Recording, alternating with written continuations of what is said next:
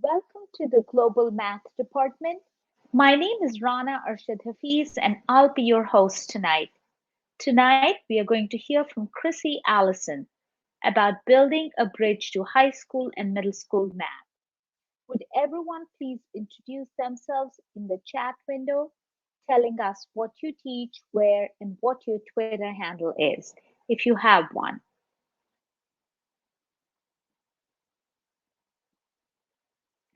Before I introduce our speaker, I'd like to explain how these meetings work.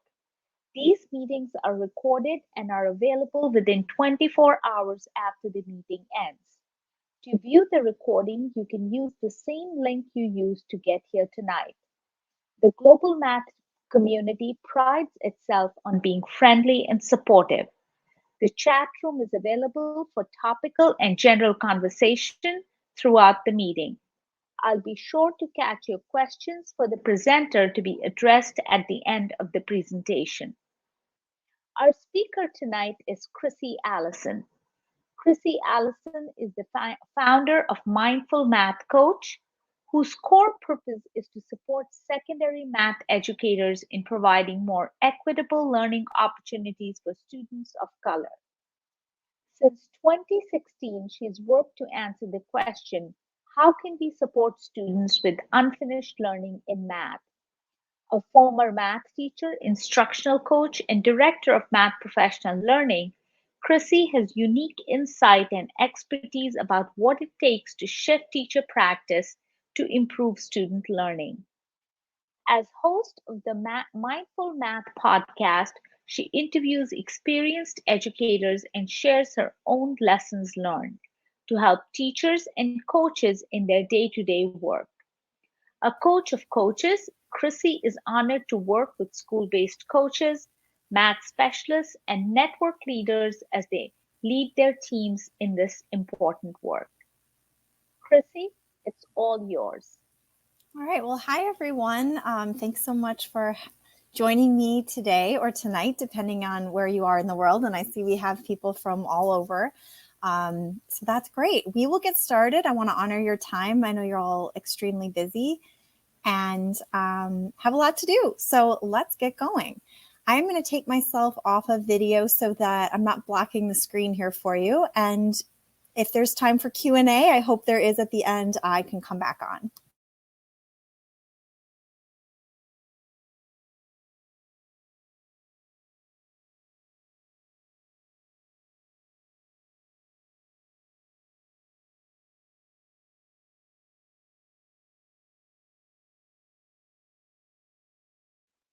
Chrissy, we can't hear you. Chrissy? Can you hear me now? Yes, we can hear you now. Okay. All right. Should I just start from here? All right. I think when I turned off my camera, it turned off the sound. Anyone who knows me or listens to the podcast, you'll hear me say that technology is not my number one strength, but I am working on it. So thank you for bearing with me. I'm glad you can hear me now.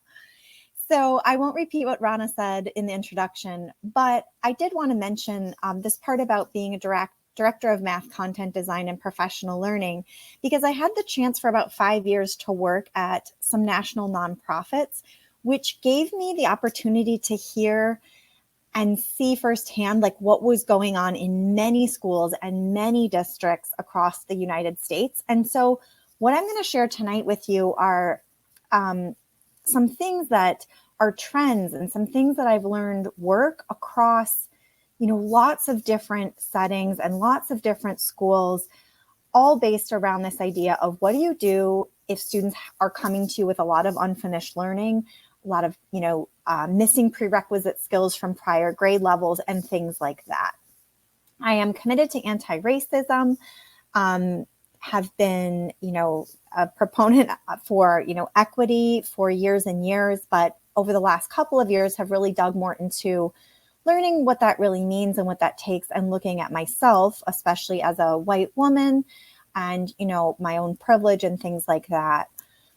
Finally, I founded Mindful Math Coach about 6 weeks before lockdown. So it has been an interesting journey over the past 2 years to respond to the needs of educators who are still doing the hard, and really important, day-to-day work with students. So thank you again for welcoming me tonight to share with you some of the insights that I have and lessons learned over the years. On the topic of unfinished learning, this is something that when I was a teacher, I taught middle school, and all of my students, not all of them, but a large percentage of them came to me with unfinished learning. And so from that perspective, I've really been working on it since about 2002, I guess, but really started focusing more so about 5 or 6 years ago, 2016, when I was in a position where other people were coming and asking me, what do we do? They were asking for guidance. What do we do? I'm working with a school where the teachers are saying a lot of the students are behind. A lot of the students aren't ready for the grade level content. What do we do? And I found that I didn't really have great answers. And when I went looking for research, I couldn't find much either. So since then, you can see here, I've really tried a lot of different ways to find and share some strategies and things that help with this and allow us to accelerate the unfinished learning and support students with feeling really good about their journey along the way. So there you go. I'll keep us moving here. We have 2 goals for this session, and the first one is to identify key areas to focus your work when students have significant unfinished learning. And I say this because in my experience, when you're working in a school or a district where there are a lot of students who need a lot of support, there can be a tendency to just take on more and more initiatives over time. And the improvement efforts can look something like, this, right? And you'll hear sometimes this idea of throwing spaghetti against the wall and things like this. But in my experience, sometimes we'll bring in a new curriculum, we'll try a new technology program, we'll have a focus on formative assessment, or we'll bring in a consultant, or we'll do a PD about culturally responsive teaching, or we'll, talk about building community or whatever. And all of a sudden you're like, there are like 10 or 15 things that I feel like I'm being told to do. And they just don't all fit in the day. They don't fit in my planning time. They don't fit in my prep period. And I also need to sleep. So that's why one of the goals today is to help you kind of hear some of the things that I believe make the biggest difference, and even to give you kind of an order in which you can start moving through them so you can focus on one piece at a time and feel progress and see progress and not get overwhelmed or burned out as you're doing so. The second goal for this session is to provide an actionable process to help students succeed with rigorous grade level content and to address some of the common challenges. All right, so first off, I want to hear from you. What do you think about this question? What do you think is different and more challenging when you're teaching students who have historically struggled in math or who are missing prerequisite skills from prior grade levels? So I want to give you about 15 or 30 seconds to just type your thoughts here in the chat. Let's hear, what do you think are some of the unique challenges?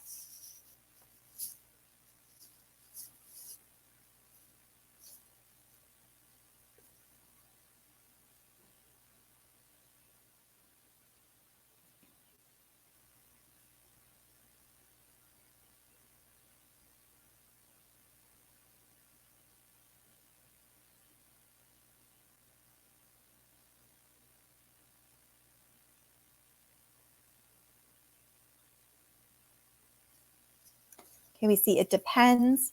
Students' mindsets, they might think they can't do it. Keeping students' confidence up, negative thoughts about math, being shut down, like challenges with motivation, students' perceptions of their ability, racial and gender stereotypes. These are really great. Current and previous rates of absenteeism. Yeah. Yep. Absolutely. Yeah. Given up or try or stop trying. Yep. Okay. Totally agree. I've seen the same thing. And so I'm going to start with sharing a few of the challenges, many of which you all mentioned as well, and possibly a new perspective or way to look at the challenge. So we're going to go through 3 of those here.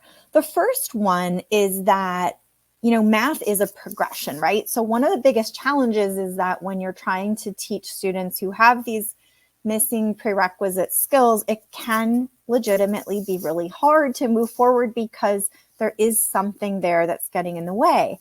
And, in the past, I felt like it was this really, really like linear progression and kind of had this misunderstanding or kind of misperception that you really couldn't move forward if students didn't have the prior skills.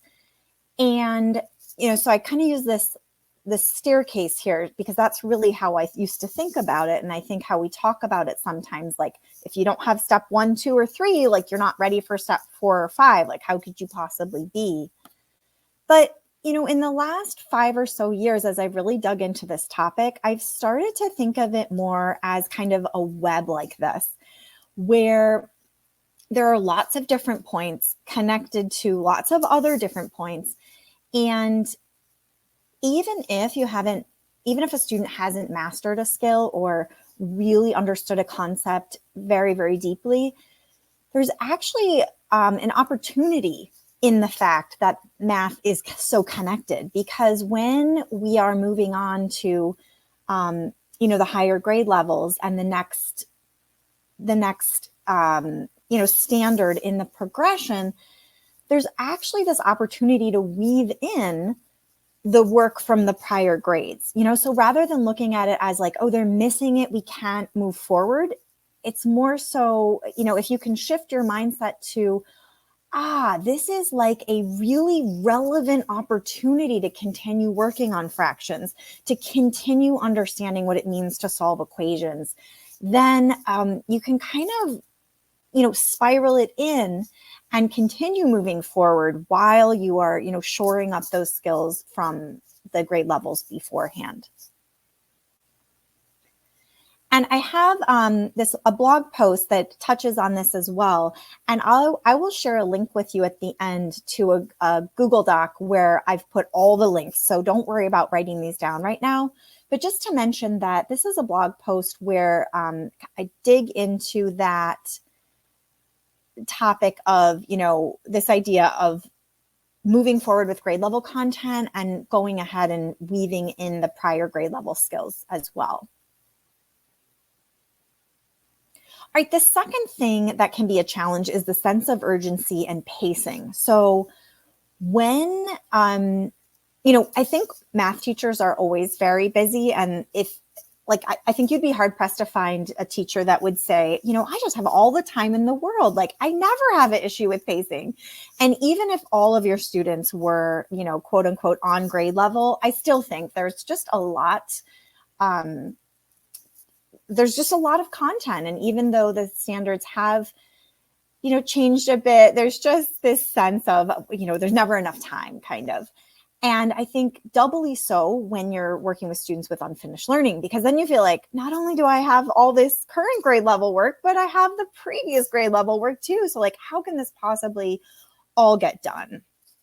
So the reframe here is to adopt a less is more mindset. I think, that's the only thing that I've seen that really works is to, from the beginning, say, we are going to do, we're going to put quality over quantity. And so we're going to prioritize, we're going to really figure out what the most important content is, and we're going to give it the time that it needs. And the solution is not going to be just to race through as many standards as possible and to teach things as quickly as we can. Because when we try to do that, usually what happens is procedural step-by-step teaching because, let's face it, that's kind of the quickest path from A to Z usually, or from A to B, I should say. But there's no retention there. The students don't really understand it. And so in the end, it doesn't pay off. So I mentioned these things just to kind of put them on your radar. And maybe think about like your situation, and if you've seen these things happen in your school where there has kind of been this pressure to move fast and move quickly. And, is there a way to slow down and just say, we're going to really just do the most important content of the grade level and do it really well. And we'll find some time for the other things, but we're going to not just worry and, like I said, race through everything. And then the third thing was one that came up in the chat a lot, this idea. So I put it as, students' history with math and kind of what that does with their belief in themselves. And a lot of times students who have historically struggled have, a history of, C's, D's, F's even. They maybe, just have adopted this belief that I can't do it. I'm no good at math. I'll never understand it. And what that tends to do is, decrease, obviously, their confidence, but then with that, their engagement and their motivation to keep trying oftentimes, I should say. And so what I would say here is that all is not lost. Like when I was a math coach, we spent a whole semester really working with students on their mindsets with math. And with that, it opened the door for new results. And so no matter, even if your students are in middle school or high school, it's possible to help them shift their math identity and adopt these new math mindsets and more positive, mindsets about math and themselves as mathematicians. And that really will, catapult them towards new results. So we're going to talk about that, and you'll see that in the process that I'll share with you. Okay, so if those are the challenges, then, let's talk about solutions here. So I call this Bridge to Grade Level Math. It's a 5-step solution, quote unquote, 5-step framework really. And this is, again, kind of the way that I've packaged up the things that we did at the school that I worked at. And we had, fabulous results where our students grew over the course of 1, 2, or 3 years, depending on how long they were with us. Our summative assessment scores jumped 30% in 3 years. Our NWEA MAP scores grew every year. And so, but then also I've had the chance to consult and coach teachers at other schools. And this is the process that I work through with them. And we've seen promising results there as well. So I share this with you, and of course, take what, will work for you, take what resonates, and leave the rest. Now, before we start, I'm curious. These are, we have the 5 steps, and so each image is kind of symbolic of the step. I'm just curious, do you have any guesses about what the different parts might be, especially based on these pictures? So I'll give you like a minute or so to just make some hypotheses.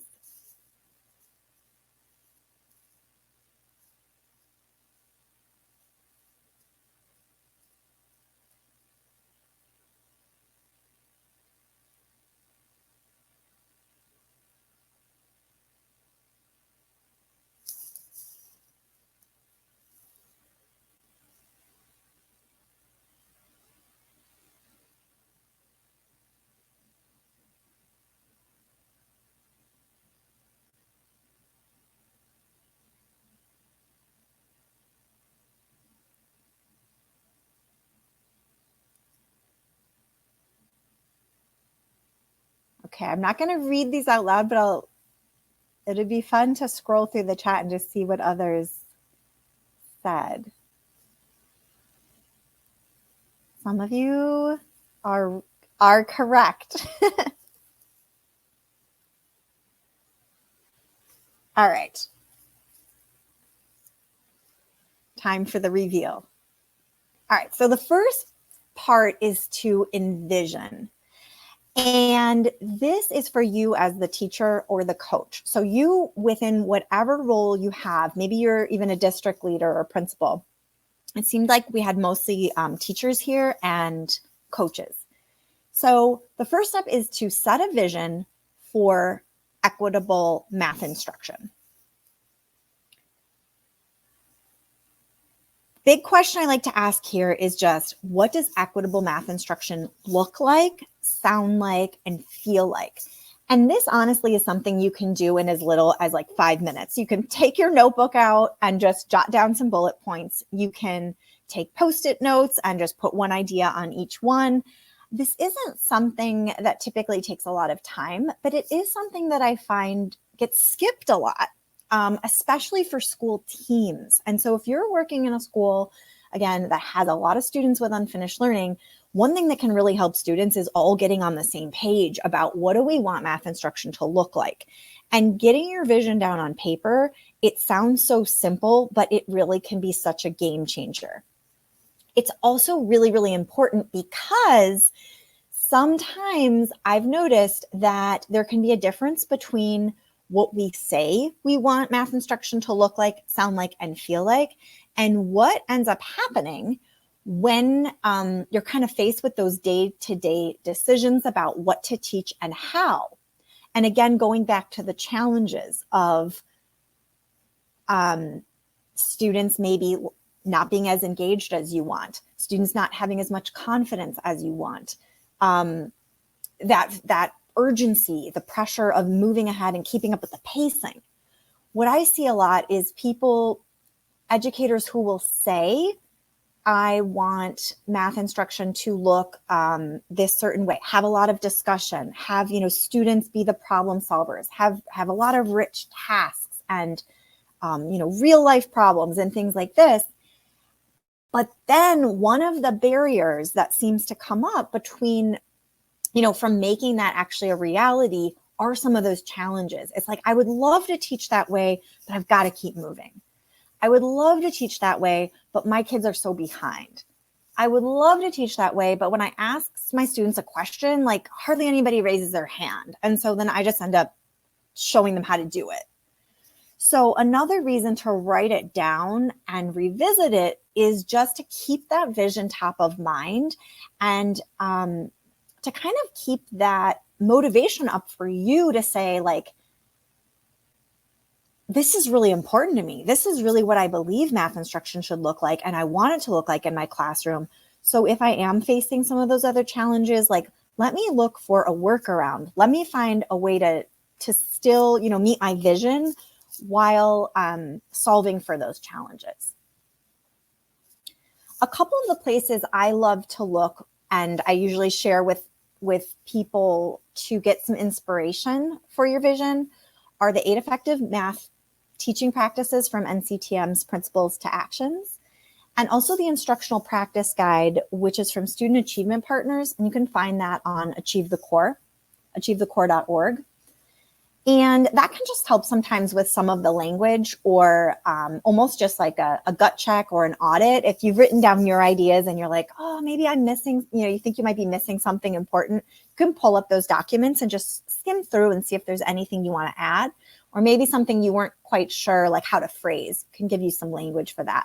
So if you are, a teacher and you want to share this with your team, or if you're a coach and you think this would be a good activity to do, those might just be 2 documents to, share the link to or have printed out as a way to just,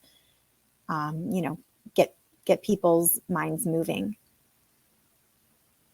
All right, then part 2 is invest. So with investing, we're going to develop a classroom culture to support your math vision. Now, this is something that, has gotten more and more popular over the last several years. This idea of, classroom culture and classroom communities and math mindsets and strong math identities and all these things. But I have found that if we skip this step, what can happen is, like, there can be some almost like backfiring that happens. If you go into a classroom, and let's say that you go to a conference or you're on a virtual, summit or something like that, and you hear about a new strategy that you've never heard of before. And you're like, so excited to try this strategy. And so you bring it back to your classroom and you're just like, all right, kids, today, instead of doing, guided notes like we've done for the past, 2 months, today we're gonna do a rich task. We're gonna do a 3-act task, let's say, and you're just like, jump right in, and the class looks so different than how it's looked before. And what you might find is that you're gonna, not have a lot of engagement, or maybe when you let students work in groups, like they're completely off task the whole time or something, or you're really wanting them to share these different strategies and even have someone share who, got the wrong answer, and they don't want to be, put exposed in that way and be vulnerable. So I've heard this a lot. I've seen this a lot. And so this is the reason why this is an actual piece of the framework where, okay, stop, take a minute here, and let's invest students in your vision. You've written it down, you know what you want it to look like. Bring the kids on board, with you, and share that with them, and share with them why maybe you're making a shift. Or if it's not a shift, you can still I think the phrase is expose the architecture. Even if you've been doing this the whole semester, but you've never explained to them why, that could be another level of investing. So you can just take a moment here and think, how can you invest students in your vision, or how have you done it? I thought this would be a great time for those of you on the call tonight to share with each other maybe some things you've done that have worked really well, or some ideas that are coming up right now that you want to try. And we can all kind of have this collective brainstorm of things and ways to invest students in your vision. So again, I'll give you about a minute here to think about that and chat in the box here.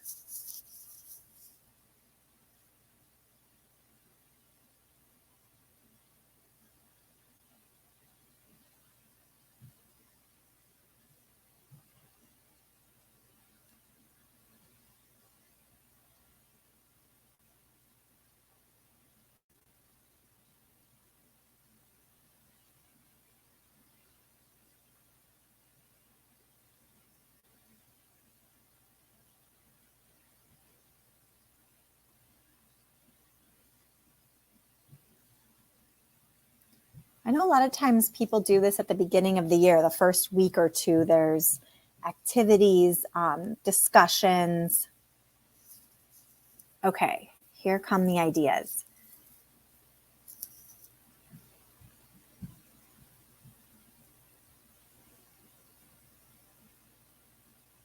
Collecting beads for mistakes. And use them to make art. That sounds very cool. I've never heard that. Showing that mistakes are a wonderful thing. I love that, Shelley. So that is a great idea. I think that's something to anchor right here. So whether you do beads, like Shelley's saying, they collect beads for each mistake they make and then turn them into art to kind of really symbolize this idea that mistakes are beautiful, mistakes are wonderful. I love the idea of doing an activity that is memorable for kids and that you can refer back to in those tough moments. So whether it's beads and art, or whether it's, I shared a story with my students one time called The Three Ralphs. And because it was a story that had been told to me as a child, and I had actually my dad's name is Ralph too, so it was kind of funny, but it had a special place in my heart.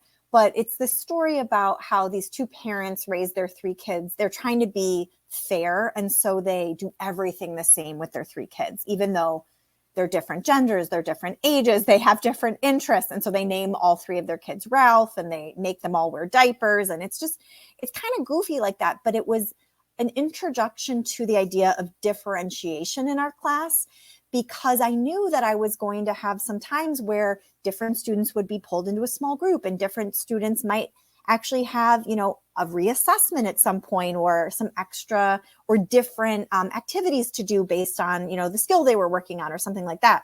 And so the story of the three Ralphs became something we could refer back to. So I love that idea of an activity, something visual is probably even better, like the art. Okay, Jillian said Friday circles where they could just get to know each other and build that community, talk about goal setting and just building that community. Right, because if you want students to make mistakes, right, you want them to be comfortable sharing and kind of being vulnerable, like that goes with having a stronger relationship, right? Which I think seems obvious, but sometimes I know I forgot that as a teacher, and just because I was comfortable, making mistakes, didn't always think about that they might be feeling really vulnerable. Okay, Lori brings up Joe Bowler's work on growth mindset and productive struggle. Absolutely. If you are wanting some ideas for this, go to U cubed. So YOU cubed. And Joe Bowler has a ton of resources and activities that you can pull from to cultivate more mathematical mindsets. Okay, Daniel says asking students, what does it mean to be good at math? I love that. So you could ask them that, do a brainstorm, put the ideas on a poster and keep that poster up, right? Or have them draw it and it could go on a bulletin board, and kill two birds with one stone there by getting your bulletin board done. Okay, I'm going to keep us moving here, but these are really great ideas, and I hope you all have a chance to skim through here and write some of these down. Okay, awesome. So here were some of the ideas that I had. Let's see. I guess the only one that probably didn't come up yet, or that I didn't see, was this idea of incentives and positive reinforcement. I've found, especially if you're working with a class where it's like the majority of students have some resistance to like rigorous math, or a lot of them have had this experience of feeling kind of beaten down in math class. Sometimes it can be really helpful to start with like an external motivator, extrinsic, I guess is what I'm looking for, to get that intrinsic motivation first, and eventually the intrinsic will come too. So, maybe a token economy kind of thing, or something where, something simple. I'm always a proponent of simple systems, but if you're finding that your students are really, really resistant to some things, and you want to work on one thing in particular, like maybe it's, the making mistakes, or maybe it's just even getting started. That was one thing with our students. They really preferred to leave their paper blank, or they would write IDK, I don't know, rather than risking like a wrong answer. So we started just finding ways to positively reinforce just that risk taking, that putting something down versus leaving it blank as a first step. And that kind of got the ball rolling. All right. The third part is access. I also sometimes call this one entry. So either way, entry, access, but using strategies to increase access to grade level content. So once you have your vision, you've spent some time working to invest students. Next, I would start thinking about your day-to-day lessons. So what is tomorrow's lesson, right?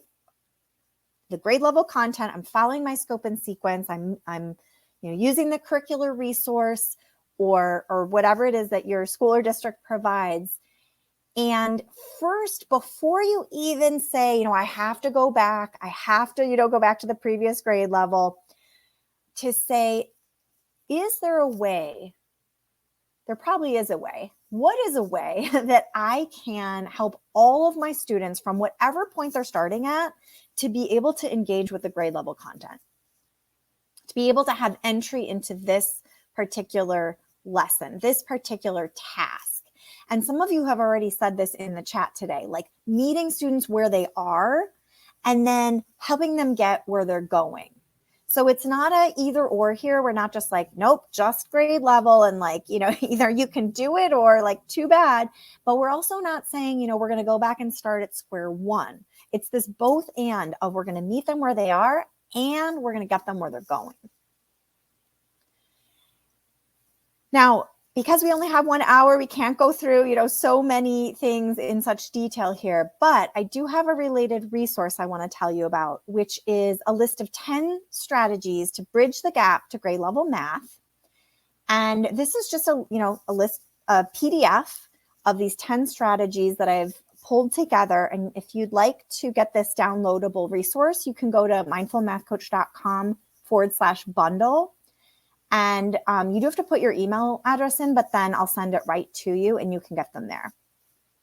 And again, at the end, I will share a Google Doc with all of these links. So don't worry about that. I do want to mention 3 of my favorites though. So the first one is Notice and Wonder, which many of you are probably familiar with. Raise your hand if you're familiar with Notice and Wonder and if you've used it in your classroom, if you do use it, if you love it. Now, unfortunately, Notice and Wonder, I learned about it after I was already out of the classroom, but this is one of my favorite ones to share with teachers and teams because it is just something you can pull out of your back pocket, even if you hadn't planned on it. So you can plan it, right? If you're looking at your lesson and you're like, ooh, gosh, this is like, I always think that kind of that gut check. If you look at a problem and what goes through your mind first is like, my kids won't be able to do this, or like my kids are going to have no idea what this is even asking or something like that. You can pre-plan that, first we're going to do a Notice and Wonder just to kind of get them familiar with it and ease the anxiety and help them be able to, identify some things they do know so that can be like a jumping off point and building from what they know, which is something that I saw someone else write. But if you don't predict that, right, ahead of time, and you're just you hand out the paper or you tell them to turn to a certain page or you project it on the board and you notice like you're looking out and you see those deer in headlights look from your students, you're like, okay, you know what, kids, first, I want you to tell me what you notice and what you wonder. So it's just something, like I said, you can plan it ahead or you can just pull it out when you need it. So that's why I love that. And as Melissa says, like the kids love it. Teachers love it. And also the kids, right? Everyone can notice something. Everyone can wonder something. There's no wrong answers. And it's just a great way for everyone to be able to participate and start to get their voice heard and start to participate. The second one is called Two Solutions. I named it Two Solutions, but I'm sure you are familiar with this.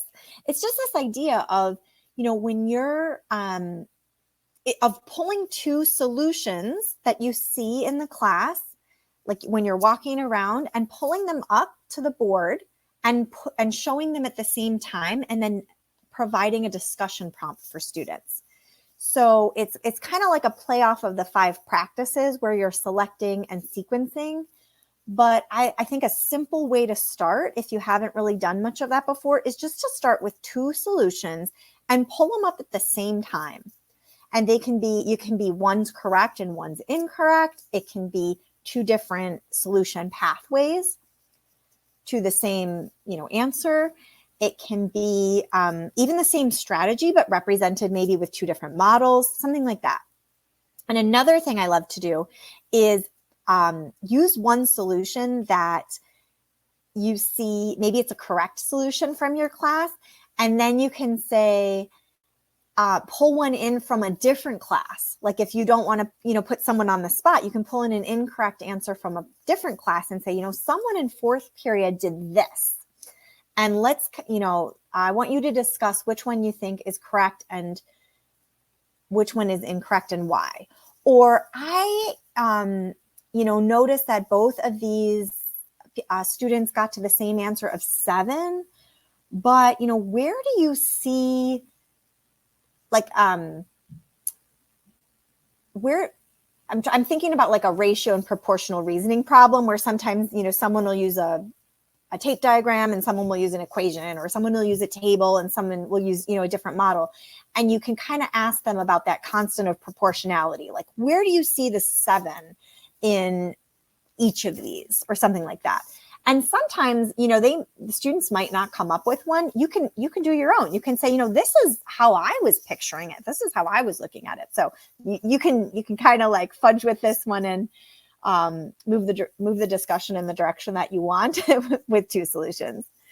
I think another place I love 2 solutions is after an assessment. So if you've given an exit ticket or a quiz or even a unit test, it's a great way to kind of quote unquote, go over the test without it being,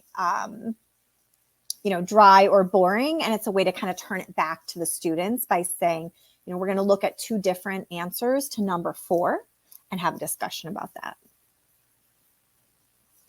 And then the third one is prioritizing tasks. So this is one where I think we need to give ourselves the freedom. If you're a leader, please give your teachers the freedom and the autonomy to prioritize. If we don't want to, take one lesson over 4 or 5 days, then sometimes that idea of quality over quantity can be present in the lesson level as well, right? As well as over time. Like I was saying earlier, if you think of it at the lesson level, what you might do is say, okay, the curriculum has, 6 problems in here. I'm going to pick 2 or 3 where we're going to spend the majority of our class time. Or maybe I'm going to pick 1 where we spend the majority of our class time. And the others are going to be, practice problems where they have 8 or 10 minutes or something like that. So you'll see these 3 within the 10 strategies, but I just wanted to kind of give you a little preview of a few of them so you can see if it's the kind of thing that would help you. So there's 7 more inside of that. Okay, part 4, engage. So again, you've set your vision, you've invested students in it, you've really thought about like, all right, where do I think kids might get tripped up, or which problem or problems might need to add something to it or provide that on-ramp. And now you're ready to really engage students in the deep thinking. And so for part 4, I think a big place to start is creating opportunities for students to think and talk about math. I think sunlight is to flowers as discussion is to math. Like, right? If we want students to grow, they have to be able to talk about math, get their ideas out, like have a sounding board, get some feedback from others. And also when they're talking, they're processing. So many of us are verbal processors, and students are too. I find that if you ask students a question and let them talk it out, oftentimes they will come to their own solution. Like they'll work it out, even if they start kind of down an incorrect path, they'll oftentimes catch themselves and be like, wait, that doesn't make sense, or something like that. So there's tons of ways to engage students, of course, but I do think a great starting point is to think about how do we get kids talking more in math class. So I mentioned earlier that I have a podcast, and if you're looking for some ideas about how to get kids to talk more about math and engage them in that deep thinking, these are 3 episodes that are really great for that topic. So episode 12 is with Paula Murphy, who was my math coach when I was a teacher. And it's about how to get kids to talk in math class. She's got some great ideas, and she also really goes into the why behind it and why it's so important. So if you're a teacher and you're here and you're already bought in, but maybe you have a colleague who, teaches from the board and is still kind of doing that sage on the stage routine, you could share this podcast with them and encourage them to listen to episode 12. Or if you're a coach, that could be a good idea too. You could share it with your team and then bring them into a PLC or a PD and say, okay, let's, what did you take from that episode? And what do you want to try in your classroom? Episode 22 is a solo episode. It's a pretty short one, but I basically just give some other ideas to try other than asking students, what should I do first? Which is a very common question I think we ask as math teachers if we've assigned a problem and now we're going over it. A lot of times they'll say, what should I do first? So it's just ideas of what else to ask. So that one's really more about teacher questions and how you can ask questions that get kids to do the thinking and the talking more than you. And then episode 42, Putting Students in the Driver's Seat with Carla Morris, is about this idea of shifting the lift and shifting the thinking to students. If you're interested in the podcast, it's on all the apps, Spotify, Apple, all the things. You could just search for it. And but I also linked it in the Google Doc that I'll share at the end. Okay, part 5 is increase student understanding and address misconceptions by re-engaging. So this is sort of like, we have engage as step 4, right? So you're teaching the lesson here. You're trying to engage them in deep thinking and get them to do the work and the talking and making sense and all those good things. But inevitably, like, you're going to have either some students who it doesn't quite spark with yet, or maybe just a piece of it. So if you're looking at your assessments, or you were circulating the room during work time and listening into student conversations, or even if it was a class discussion, a lot of times you can tell, okay, this landed. The students really understand this part, but this other part, we need some more work on it. And sometimes it can be tempting to just kind of do the same thing again the next day. This is something I noticed. I mentioned picking up on trends over time. When I worked at Achievement Network, one of the big things with that organization was helping schools to give quarterly interim assessments, and we would support them with analyzing that data and then responding to the data by planning what was called a reteach lesson. But what we kind of saw over and over again was that a lot of times, students or teachers would plan a lesson either for a small group or the whole class, and it really looked very, very similar to what the initial instruction looked like. And so the big, message here is to do something different than you did the first time. Find a different angle, a different way, a different perspective to support the students, with a new learning experience, to try to continue making sense of the math, to continue, honing their skills. And so a couple things to try are to include a concrete or visual model if you didn't in the initial instruction, or maybe to try a different one. I saw someone earlier put CRA, so like the concrete, representational, abstract progression. And so, a lot of times in middle school and high school, we are meeting the standards at a place where they're already in the abstract.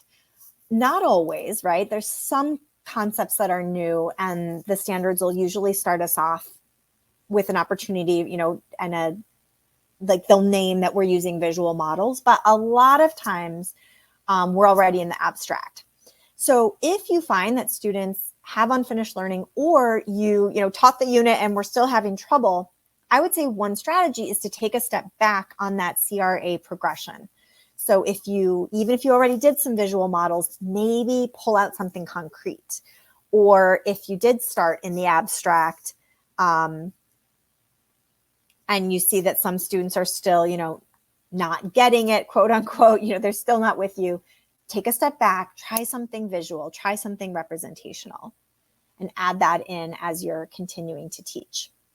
And then the other one is to pull in 2 solutions here. So discussing pieces of student work, right? You've already gathered some data, you've gathered some student work, right? Because you have done that initial instruction. So whether you walked around and took a picture with your phone, or maybe you've collected those pieces of work, or again you're grading a quiz or test or something, that's a great thing to do, is to plan a re-engagement lesson based off of that student work by picking a couple of responses and planning a discussion prompt for students. This is a blog series that I co-authored with a former colleague of mine, Becca Varon. And in it, it's a 6-part series where we take standards from middle school and we kind of run them through this 3-step process of digging into the standard, kind of unpacking the standard and what it means, thinking about what the prerequisites would be for that standard. Then the second step is called diagnose. And so we were sort of doing this in the abstract in theory, but based on our accumulated experiences over the years. And so we propose kind of some places where typically students will struggle. So diagnose would be obviously for you to see where your students are still having trouble, but we put some ideas down that are like common areas we've seen.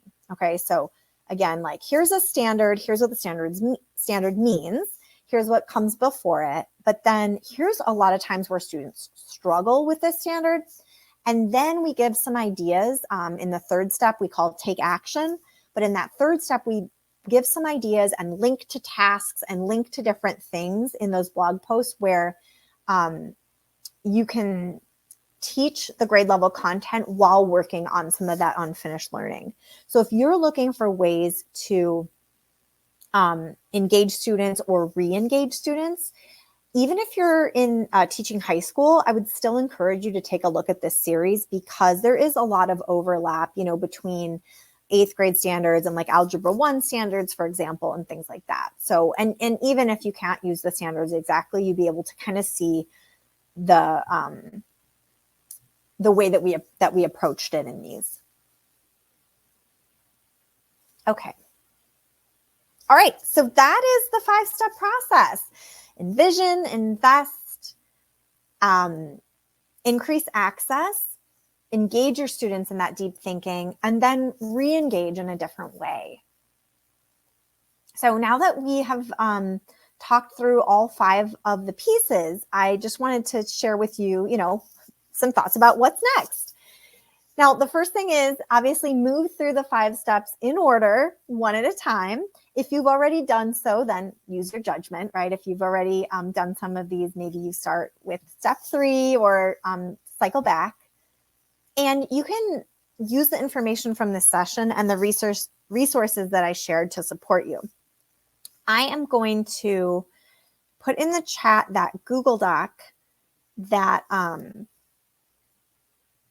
mentioned earlier that has the links to all the resources that I shared in here. And it also has my contact information at the bottom in case you'd like to reach out with questions or for support or anything like that.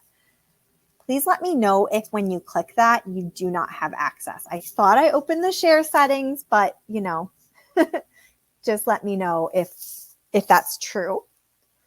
But there's a lot here to get you started. And especially on that second bullet point, it says Bridge to Grade Level Math Framework. If you want your own PDF of these 5 steps with a lot of ideas in there, that would be the one to go to, that second bullet point.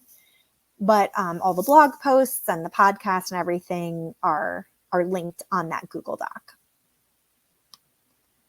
The other option is if you think that you want more support along the way, like you're not a person who likes to do things totally independently and you would prefer kind of having a guide, I am working with some teachers and kind of running like a semester-long sort of professional learning series is what I'm calling it, starting this month through May.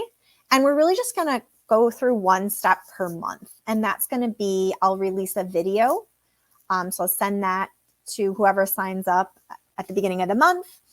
You can listen to the video. It's on, go much more in depth on that step and provide additional resources and ideas and things like that, and a workbook. And you can work through that asynchronously, listen to it on your, whenever, doing dishes, folding laundry, those kinds of things. And then there'll be a live Q&A call on Zoom where you can ask questions and get support with your specific circumstance. So I linked that on the resource doc as well. If you're the type of person that, if your school has funds and gives you money for PD and things like that, this would count for that, and you can use your ESSER funds. So that is that. I just wanted to mention that that's available for you. And now it looks like we have a couple of minutes here in case there are any questions. So I will come back on video here and thank you very much, Chrissy, for sharing with us. I hope you'll be able to stick around for a few more minutes to answer questions. Absolutely. Everyone in attendance, thank you so much for joining us tonight. On January 25th, Denise Green and Allison Lynch will talk to us about how mathematical modeling supports readiness for college math. Cool. Thanks all of you for your participation. The chat was very alive. That was really helpful to me to get your feedback and hear your thoughts too. So thank you for coming. I see a couple people have to run. Thanks, Shelley. Thanks, Sarah. Thanks, Lombardo. Thanks, Taylor. Thanks, Belinda.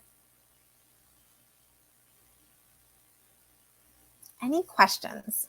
Happy to answer any questions. Thanks, Casey. Thanks, Mindy.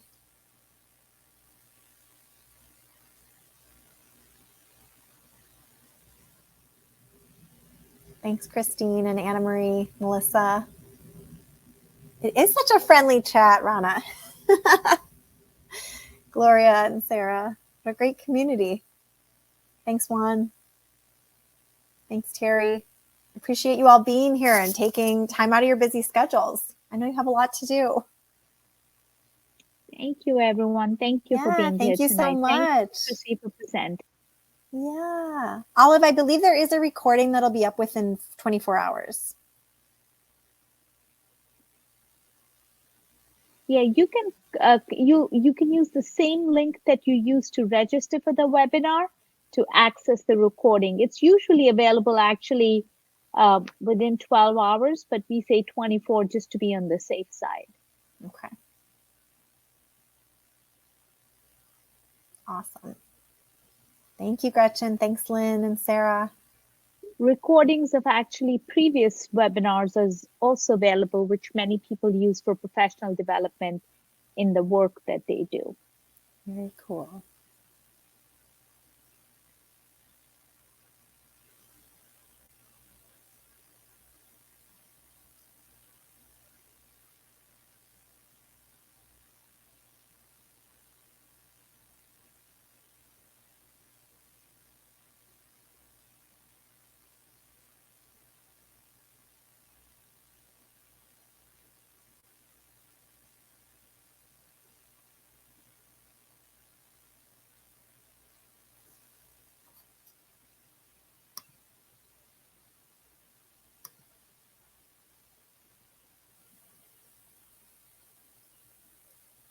Thank you, Juan.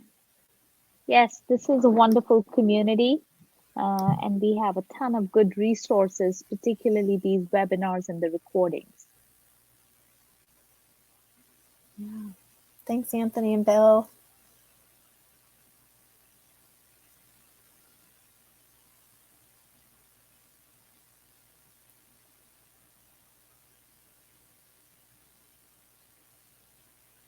And thanks, Rana, for hosting.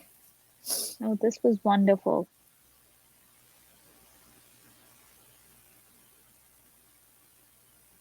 I don't think we have any questions.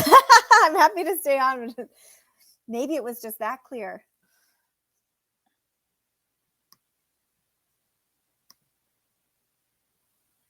We do have a question. This might be too long, but on the teacher school level, how do you suggest managing up and getting leaders on board with these things? Less is more. This question comes to us from Jillian. How do we suggest managing up? From Jillian. Okay. It's funny because Okay.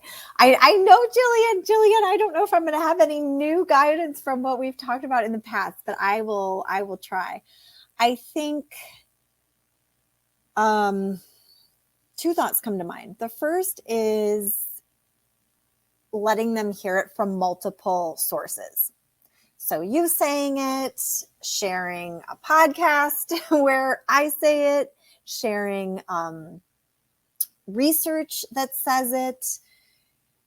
Achieve the Core has a lit review, I think, related to the IPG, which essentially cites research for how the standards were written. So things like that, you can trace that back to the shift of focus. So what is the research on with the shift of focus, I guess is what I'm saying. That would be one place to look, is in that lit review. Because just to share with them why did we narrow in on the standards? Why do we have major work of the grade? Things like that. So I would say like hitting them with multiple sources, so it's not just you saying it, but kind of showing them like this really is what the math community and believes now and is moving that way. And then I think the second thing is that I even know, leaders in your network where, again, it's this idea of saying one thing, but kind of on the day-to-day making decisions that are not aligned. So I think with that, it would be gently calling attention to that and just saying, okay, remember that shift of focus that we've talked about. Remember in the vision, we all talked about wanting to go deep and letting kids do, X, Y, and Z. This is one of those times and one of those places where we really need to put our money where our mouth is, right? Like how, and just like taking the abstract and bringing it to the day-to-day, right? So that means whatever it would mean. So if they're, I don't know in this scenario, what you're thinking a leader would be doing, but if they're putting pressure on teachers, or if they're like, I don't know, getting out of whack with the scope and sequence or something like that, like if you can intervene there and just remind them, like, remember, like if we send this message, like what's going to happen then is procedural teaching probably, and that's not aligned to our vision. So I think another thing sometimes is leaders need to experience the challenge. So potentially bringing them into a planning meeting or something, or having them ride along with you, like on a whole cycle where they're planning and then observing, because sometimes, you plan and you think it's going to take one class period, and the leader's even saying we can't be taking one lesson for 2 class periods, but then they go and try to teach it, or they co-teach it, or they're even observing. And then they can see like, oh, you're right. The kids really do need an extra day. We're looking, you did a great job in class and you were allowing them to make sense of it. And we're looking at the exit tickets and we see that they do still need a little more time. Sometimes they need to really see it you need to help them get more realistic with it by bringing them down to the level of the day-to-day. Thank you so much, Chrissy. Yeah. We've come to the close of the hour. Okay. Ismail also had another question, but perhaps he can email you to have that query. Absolutely. Yes, I'm very responsive with email. So please hit me up with your questions. Happy to answer them. Thank you so much, everyone, for being here. Thank you so much.